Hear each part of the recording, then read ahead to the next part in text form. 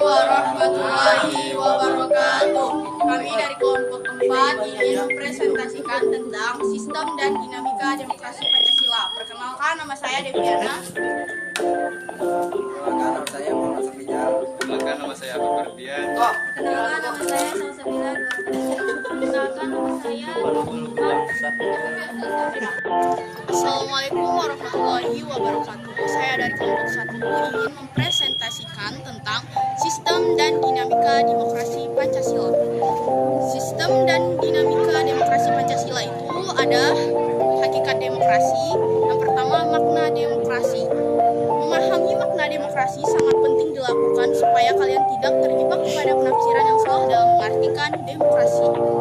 Jika kalian salah dalam menafsirkan makna demokrasi, maka dalam mewujudkannya pun kalian akan salah. Nah, untuk membantu kalian memahami makna demokrasi dan budaya demokrasi berikut ini disajikan puisi karya Taufik Ismail dalam bukunya yang berjudul Katastrofi Mendunia Marxisme, Leninisme, Stalinisme, Maoisme, Narkoba, halaman 282 sampai 285. Simaklah dan maknailah. 2. Klarifikasi demokrasi. Demokrasi telah dijadikan sebagai sistem politik yang dianut oleh sebagai besar negara di dunia. Meskipun demikian, dalam pelaksanaannya berbeda-beda tergantung dari sudut pandang masing-masing. Demokrasi dapat dikenal dari berbagai macam bentuk. Ini disebutkan beberapa macam bentuk demokrasi. Yang pertama, berdasarkan titik barat perhatiannya.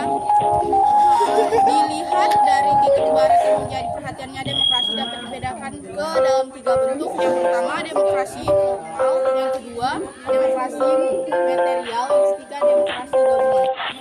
Yang kedua, berdasarkan ideologi yang menjadi landasan demokrasi dapat dibedakan ke dalam 2 bentuk. Yang pertama, demokrasi konstitusional atau demokrasi liberal. Yang kedua, demokrasi rakyat atau demokrasi proletar. Selanjutnya, berdasarkan proses penyaluran kehendak rakyat. Itu terbagi menjadi 2, demokrasi langsung. Yang kedua, demokrasi tidak langsung. Selanjutnya, prinsip-prinsip demokrasi. Adapun prinsip-prinsip tersebut sebagai berikut. Yang pertama, menyelesaikan perselisihan dengan damai dan secara lembaga. Yang kedua, menjamin terselenggaranya perubahan secara damai dalam satu masyarakat yang sedang berubah. Yang ketiga, menyelenggarakan pergantian pemimpin secara teratur. Yang keempat, membatasi pemakaian kekerasan sampai minimum. Yang kelima, mengakui serta menganggap wajar adanya keanekaragaman. Yang keenam, menjamin tegaknya keadilan. Selanjutnya di sini saya akan menjelaskan tentang dinamika penerapan demokrasi Pancasila. Yang pertama, prinsip-prinsip demokrasi di Indonesia. Yang pertama, ada demokrasi yang berketuhanan yang Maha Esa. Yang kedua, demokrasi dengan kecerdasan. Demokrasi yang berketuhanan yang Maha Esa, seluk-beluk sistem serta perilaku dalam menyelenggarakan kenegaraan RI harus taat asas konsisten atau sesuai dengan nilai-nilai dan kaidah dasar-dasar ketuhanan yang Maha Esa. Sedangkan demokrasi dengan kecerdasan mengatur dan melanggarkan demokrasi menurut Undang-Undang Dasar Negara Republik Indonesia tahun 1945 itu bukan dengan kekuatan naluri. Ketiga, demokrasi yang berkedaulatan rakyat, kekuasaan tertinggi ada di tangan rakyat. Keempat, demokrasi dengan rule of law. Hal ini mempunyai 4 makna penting. Pertama, kekuasaan negara Republik Indonesia harus mengandung, melindungi, serta mengembangkan kebenaran hukum legal, truth, bukan demokrasi ugal-ugalan, demokrasi legalan, dan demokrasi manipulatif.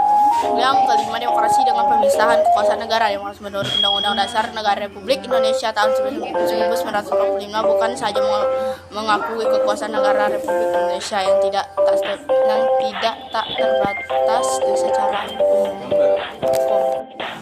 Dan selanjutnya, demokrasi dengan hak asasi manusia. Demokrasi menurut Undang-Undang Dasar Negara Republik Indonesia tahun 1945 mengakui hak asasi manusia yang tujuannya bukan saja menghormati hak asasi manusia, Yang G, demokrasi dengan pengadilan yang merdeka. Demokrasi menurut Undang-Undang Dasar Negara Republik Indonesia tahun 1945 mendaki berlakunya sistem pengadilan yang merdeka, independen yang memberi peluang selulusnya kepada semua pihak yang kepentingan untuk mencari dan menemukan hukum yang seadil-adilnya. Selanjutnya, demokrasi dengan otonomi daerah. Otonomi daerah merupakan pembatas terhadap kekuasaan negara, khususnya kekuasaan legislatif dan eksekutif. Yang selanjutnya, demokrasi dengan kemakmuran. Demokrasi itu bukan hanya soal kebebasan dan hak, bukan hanya soal kewajiban dan tanggung jawab. Ada pun beberapa nilai moral yang bersumber dari Pancasila, yaitu sebagai berikut. Yang pertama, persamaan bagi seluruh rakyat Indonesia. Yang kedua, keseimbangan antara hak dan kewajiban. Yang ketiga, pelaksanaan kebebasan yang bertanggung jawab secara moral kepada Tuhan Yang Maha Esa, diri sendiri dan orang lain. Yang keempat, mewujudkan rasa keadilan sosial. Yang kelima, mengadilkan keputusan dengan musyawarah mufakat. Yang keenam, mengutamakan persatuan nasional dan kekeluargaan. Yang keenam, menjunjung tinggi tujuan dan cita-cita nasional. Saya Salsabila Dua Ramadhani, saya akan melanjutkan materi dari Deviana. Saya lanjutkan yang ke C. C. Membangun kehidupan yang demokratis di Indonesia. Pentingnya kehidupan yang demokratis. Mari kita uraikan maknanya masing-masing. Yang pertama, persamaan kedudukan di muka hukum. Yang kedua, partisipasi dalam pembuatan keputusan. Yang ketiga, distribusi pendapatan secara adil. Yang keempat, kebebasan yang bertanggung jawab. Selanjutkan yang kedua. Dua, perilaku yang mendukung tegaknya nilai-nilai demokrasi. Demokrasi tidak mungkin terwujud jika tidak didukung oleh masyarakatnya.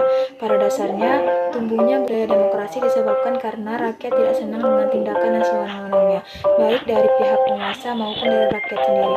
Oleh karena itu, kehidupan yang demokratis hanya mungkin dapat terwujud ketika rakyat menginginkan terwujudnya kehidupan tersebut. Baiklah, segitu saja presentasi dari kelompok 1. Apabila ada kekurangan, kami mohon maaf. Saya akhiri. Wabillahi taufiq wal hidayah. Wassalamualaikum warahmatullahi wabarakatuh.